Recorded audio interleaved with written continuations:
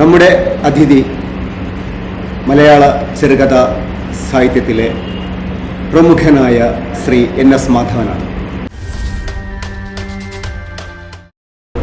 ബാബരി മസ്ജിദിന്റെ ചരിത്രപാഠം തിരുത്തിയ താങ്കൾക്ക് തിരുത്തിനെക്കുറിച്ച്, തിരുത്തിന്റെ 1/4 നൂറ്റാണ്ട് കാലത്തെ അനുഭവത്തെ മുൻനിർത്തി എന്താണ് സംസാരിക്കുന്നതെന്നറിയാൻ ഞങ്ങൾ ഉത്സുകരാണ്. 25 വർഷങ്ങൾക്ക് മുമ്പ് ബാബരി മസ്ജിദ് തകർക്കപ്പെട്ടപ്പോൾ സ്വാതന്ത്ര്യാനന്തര ഇന്ത്യയിൽ രാഷ്ട്രനിർമ്മാണത്തിൻ്റെയും മതേതരത്വത്തിൻ്റെയും മറ്റ് ആദർശങ്ങളുടെ ഒരു വലിയ ആഖ്യാനം മാറി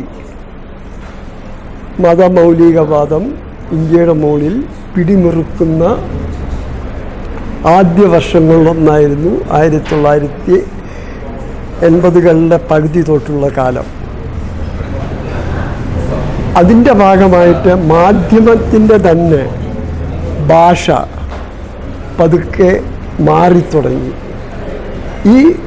ഈ മാറ്റമാണ്, അതായത് സമൂഹത്തിൽ സംഭവിക്കുന്ന അപച്യുതികൾ എങ്ങനെ മാധ്യമം ഏറ്റെടുക്കുന്നു, അതെങ്ങനെ മൾട്ടിപ്ലൈ ചെയ്യുന്നു, അതിനെ ശതഗുണീഭവിക്കുന്നു എന്നുള്ളതിനുള്ള ഉദാഹരണമാണ് ബാബരി മസ്ജിദിനെ തർക്കമന്ദിരമായിട്ട് അന്ന് ഒരു കൂട്ടർ കണ്ടത്. അത് തിരുത്തുക എന്നുള്ളത് ഒരു പത്രാധിപരുടെ ധർമ്മമായിട്ട് കണ്ട വളരെയധികം പ്രായമുള്ള രാഷ്ട്രനിർമ്മാണത്തിൻ്റെ ഭാഗമായി ഇന്ത്യക്കൊപ്പം പ്രായമായ ഒരു വ്യക്തിയായിരുന്നു ചുള്ളിയാട്ട്. ഈ 25 വർഷങ്ങൾക്ക് ശേഷം സംഭവിച്ചത്, അന്ന് ചുള്ളിയാട്ട് എന്താണ് തടയാൻ ശ്രമിച്ചത് അത് കൂടുതൽ ശക്തമാകുകയായിരുന്നു. ഇന്ന് മാധ്യമരംഗം ഏതാണ്ട് പൂർണ്ണമായി തന്നെ, മുഖ്യധാരാ മാധ്യമം ഏതാണ്ട് പൂർണ്ണമായി തന്നെ ഇത്തരം കപട ആഖ്യാനങ്ങളുടെ കൈപ്പിടിയിലാണ്. ഇന്ന് ഇത് തിരുത്താൻ പ്രയാസമാണ്. അതാണ് വളരെ ദുഃഖകരമായ സത്യം. അതിൻ്റെ ഇന്ന് ചുള്ളിയാട്ട് ജീവിച്ചിരുന്നിരുന്നെങ്കിൽ, ഇത്തരത്തിലുള്ളൊരു കപട ആഖ്യാനം സമൂഹത്തിൽ പ്രചരിച്ചിരുന്നുവെങ്കിൽ ചുള്ളിയാട്ടിന് ഒരുപക്ഷെ അതിൻ്റെ തലക്കെട്ട് തിരുത്താനുള്ള സ്വാതന്ത്ര്യം പത്രമുതലാളികളോ പത്രത്തിൻ്റെ ഉടമസ്ഥരോ നൽകില്ലായിരുന്നു. ഇന്നൊരു പക്ഷെ ചുള്ളിയാട്ടിന് ചെയ്യാവുന്നു. ഇതാണ് ഈ 25 വർഷത്തിൽ മുഖ്യധാര മാധ്യമം പരിപൂർണമായിട്ട് കപട ആഖ്യാനങ്ങൾക്കും ഫേക്ക് ന്യൂസുകൾക്കും അടിമപ്പെട്ടപ്പോൾ അതിനെതിരായിട്ടുള്ള ചെറുത്തുനിൽപ്പ് എവിടെയെങ്കിലും നടക്കുന്നുണ്ടെങ്കിൽ അത് സാമൂഹ്യ നവമാധ്യമങ്ങളിലാണ്.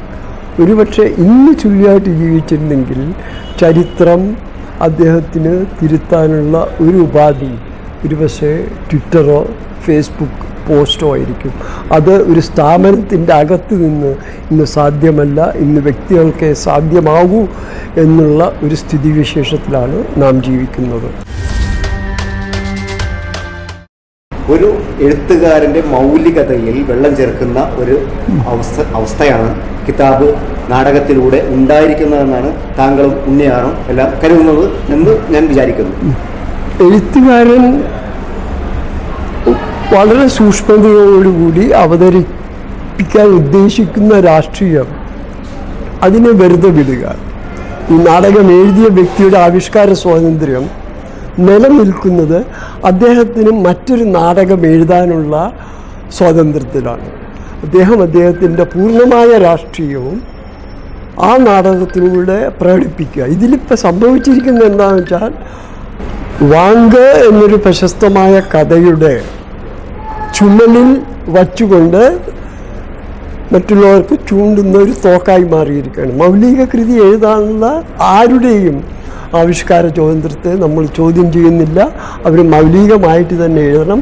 പക്ഷെ മറ്റ് കൃതികളുടെ ഉള്ളിൽ ഈ ട്രോജൻ കുതിരയെപ്പോലെ തങ്ങളുടെ ആശയങ്ങളെ കുത്തിയുറക്കുന്ന ധാർമ്മികമല്ല. കോപ്പി റൈറ്റ് എന്ന വാക്കിൻ്റെ ഇംഗ്ലീഷിൽ അവർ കോപ്പി റൈറ്റ് എന്നല്ല പറയുക, എഴുത്തുകാരൻ്റെ മോറൽ റൈറ്റ് എന്നാണ്, ധാർമ്മികമായ അവകാശമാണ്. അതിനെ ചോദ്യം ചെയ്യരുതെന്ന് തന്നെയാണ് ഞാൻ വിശ്വസിക്കുന്നത്. Thank you.